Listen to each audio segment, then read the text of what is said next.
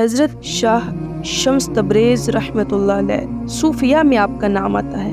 حضرت رومی رحمۃ اللہ علیہ جلال الدین رومی آپ کا جو نام ہے وہ علماء میں آتا ہے. تو جب حضرت شاہ شمس تبریز رحمۃ اللہ علیہ آپ کی ملاقات حضرت مولانا جلال الدین رومی رحمۃ اللہ علیہ سے ہوئی، اس وقت ابھی آپ صوفی نہیں ہوئے تھے، اس وقت آپ عالم تھے. تو حضرت شاہ شمس تبریز رحمۃ اللہ علیہ نے مولانا روم سے پوچھا کہ آپ کو کلمہ آتا ہے؟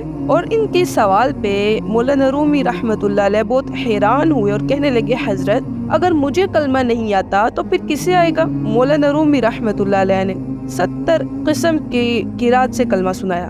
جب حضرت شاہ شمس تبریز کلمہ سن چکے تو فرمایا کہ غلط ہے، اب 2 برتن منگوائے، میں کلمہ پڑھ کے سناتا ہوں. مولانا رومی رحمۃ اللہ علیہ نے 2 پلیٹیں منگوائی. تو حضرت شاہ شمس تبریز رحمۃ اللہ علیہ نے ان دونوں پلیٹوں کو اوپر نیچے رکھا اور اوپر نیچے جوڑ کر لا الہ کا سانس کھینچا تو اوپر والی پلیٹ چھت پر جا لگی، اور جب اللہ کی سانس کی ضرب لگائی تو دونوں پلیٹیں آپس میں مل گئیں، جس پر حضرت شاہ شمس تبریز رحمۃ اللہ علیہ نے فرمایا کلمہ وہ ہے جو بندے کو مولا سے اس طرح ملا دے جس طرح پلیٹیں آپس میں مل گئی ہوں.